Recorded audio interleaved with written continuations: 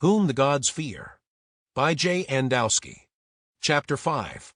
The sun edged past the Earth as the Marco Polo fired its sublight engines out of the moon's orbit. The moon got smaller and smaller as the starship broke from its grip. The Earth and distant stars were motionless, giving a false sense of the ship not moving at all, yet was traveling already at 50,000 miles per hour, double the speed of the Apollo missions. The Marco Polo had three major advantages over the large, powerful Titan rockets that sent Apollo missions to the moon. 1. It was braking from the moon's gravitational pull, not the Earth's. 2. It was fusion-powered and was not burdened with heavy fuel tanks or the chemical fuels. 3. The cold fusion engines needed so little hydrogen to operate they could give off almost unlimited thrust for continuous acceleration. Yet even with such highly advanced cold fusion engines, it would still take centuries to reach Xing 4 on only sublight engines. Without the hyper-engines, interstellar travel was limited by what Einstein referred to as the universal speed limit. As a ship accelerates closer and closer to the speed of light, its mass increases to such a point that there is not enough energy in the universe to push the vessel forward. The speed of light is so constant that if a ship could approach the speed of light and turned on headlights, one would think the light from headlights would be exceeding the universal speed limit, but strangely it does not. The lights from a ship traveling close to the speed of light would still be traveling at only 186,282 miles per second and would not be traveling any faster than the light from stationary source. In comparison to light speed, an intercontinental ram jet travels at 7,000 miles per hour, or less than 2 miles per second. An old-fashioned early 21st century jetliner cruised at only 570 miles per hour, or 157 miles per second. Without hyperjump engines, interstellar travel was so impractical it was on the verge of impossible. The D-mass generator and hyperjump engines changed all that. Not being a military vessel, only Commander Granite and Captain Mahan stood at attention when Glenn came onto the bridge. The rest of the bridge crew sat attentively at their stations as they monitored their computer displays. Glenn gestured for the two military officers to be at ease and return to their seats. Captain Rubel did notice Glenn, but did not stand from his command chair. "We are preparing to make our first hyperjump.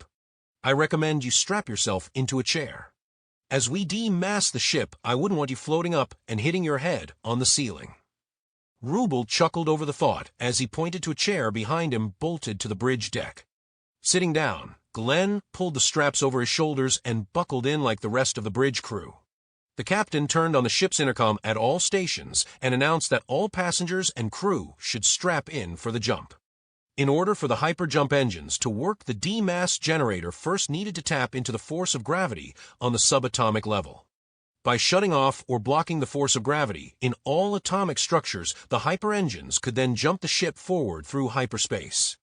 The major side effect of demassing a human being was the worst case of space sickness imaginable. No motion sickness pill had yet been developed to counter the unpleasant experience of demassing and hyper-jump travel. Even the most seasoned spacefarer would often result to needing a barf bag during a jump. Demassing the ship was the secret to breaking the universal speed limit. The discovery of what actually caused the force of gravity in 2057 was the greatest discovery since the discovery of cold fusion in 2035. By 2071, a Swiss team discovered how to turn off the force of gravity at the atomic level, leading to the ability to demass matter. The first hyperjump took place only 5 years later by the Toyota Lockheed Aerospace Division with their DW demass generator, powered by a second-generation GE cold fusion ship reactor. The Marco Polo was equipped with a DW-3 demass generator and hyper-engine, 2 fifth-generation GE cold fusion ship reactors, and 4 main thrust rolls Royce sublight engines. She was 184 meters long and 10 decks high. Her engines, generators, reactors, sensors, life support systems, and weapon systems did not leave much living or workspace for the crew and additional passengers of diplomatic, scientific, and military personnel. The crew's barracks were left without artificial gravity, and sleep cocoons were hot-bedded. Crew members would take turns sleeping in them. When one crew member was on duty, an off-duty crew member would sleep in their floating sleep cocoon, anchored in place by straps to the bulkheads. This was all in order to utilize the limited space aboard the starship. A third of the crew was zipped up in a sleep cocoon during the jump, while the other 2/3 of the crew were buckled into a station or auxiliary chairs. On Captain Rubel's command, the ship without any feeling of motion shot forward, blurring the passing stars on the ship's 8-meter-long by 4.5-meter high main command screen into streaks of violet light. For a mere fraction of a second, as the ship first jumped, Glenn felt as if his entire body took on the weight of a known universe. After that first heavy sensation, the complete lack of weightlessness overtook him for the duration of the jump. Nausea hit him hard, but he fought the urge to vomit. Most of the bridge crew were unable to resist the overbearing hypersickness. Captain Mahan seemed to be having the worst of it, filling up 2 bags. The stars then suddenly turned to their motionless normal dots of blues, whites, yellows, oranges, reds, and browns. The sensation to vomit quickly left as quickly as it came. The only side effect of the jump was a slight lightheadedness. Glenn and Captain Rubel were the only 2 on the bridge that did not use their barf bags. More fun than humans should be allowed. Rubel joked with a smile towards Glenn as he unbuckled himself. "That was your first jump, yes?" "Yes, and it is not something I would want to experience again," Glenn replied as he also unbuckled from his chair. "Unfortunately, that was only our first jump. We still have 8 more ahead of us to arrive in the Xing system. Interstellar travel is clearly not for those with weak stomachs. I have seen first-time interstellar spacefarers lose their insides from both ends at once. Not a pretty sight or pleasant odor." Rubel explained to Glenn before turning his attention back to his bridge crew current location. "All ship systems report in.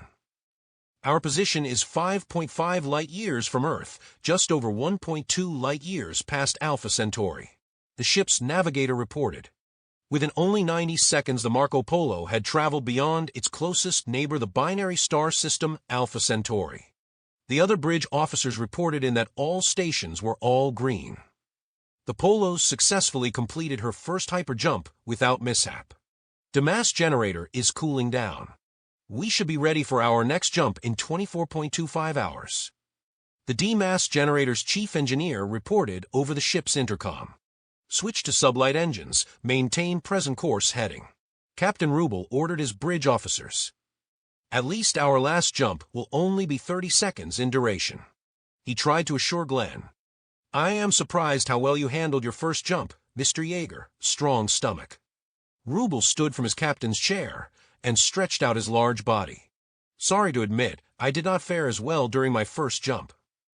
"Well, if it makes you feel any better, I am not so sure I will fare as well on my next jump," Glenn replied. Rubel laughed in response. "I will meet you in the conference room in 8 hours." Glenn left the bridge and headed back to his cabin. Working his way down the narrow corridors, Glenn encountered Rebecca Stern also on her way to his cabin. "I was going to see you. I need to speak to you, Yeager." She stood in front of him, blocking his way. He attempted to avoid eye contact with her and tried to ease past her. "Please put it in writing and hand it to Mr. Landrew." She wouldn't let him pass and purposely blocked him. "Don't you dare walk away from me. I want to speak to you now." Her nasal screech pierced through his skull. "What is it?" He finally looked her into her eyes, knowing it was a mistake to reward her for the way she addressed him. "I want to make it perfectly clear that I am aware that you requested that I not be on this mission." "Okay, glad you know and that everything is perfectly clear. May I pass now? I know we have had our differences in the past, but I hope you can behave like a grown-up. It is very important for my career that this mission is successful. I will not allow you or those military troglodytes warmongers interfere with my diplomatic mission. They are typical pea-brained military dinosaurs." Troglodytes were not dinosaurs. They were a fictional type of caveman. Dinosaurs, cavemen, you know my meaning. Yes, I understand your meaning, to belittle Commander Granite and Captain Mahan. I can assure you that neither are warmongers and are just as interested as you are in the success of this mission. I have found them to be both very professional. Glenn once again tried to bypass her. "One more thing. My accommodations are completely unacceptable. I am sleeping and working in only a 4-meter cubicle." This time Glenn moved closer to her and looked down into her eyes. Firmly, he told her, "Miss Stern." "Ambassador Stern." She cut him off. "You are as much an ambassador as I am a fish." Ms. Stern, this is a working starship converted into a research and warship. The Polo is not a luxury liner. Also, as you clearly pointed out, you are an unwanted addition to this mission. Yet, I have assigned you your own private cabin instead of hotbedding a zero-G cocoon bed with one of the crew members. And speaking of the crew, I am sharing a bathroom with 10 of them. Even Captain Rubel and I are sharing lavatories with others. As I stated before, you were not invited to come on board. You insisted on joining this mission. I suggest you make the best of your accommodations. We still have 9 more days before we reach Xing 4. Her face was steaming with rage, but he was finally able to move past her and head to his cabin. She pursued him, nipping at his ears about her expertise and qualifications, how important she was to the mission, and how she should be treated better. By the time he got to his cabin and closed his hatch on her, she began ranting about the importance of her father and how she will have him ruin Glenn. Securing his hatch, she began kicking and banging her fist on it. In response, Glenn stretched out on his cot, put on some headphones, and turned her out with Mozart. With the Polo finally on way, he was going to get some much-needed sleep in his private 4-meter squared cabin.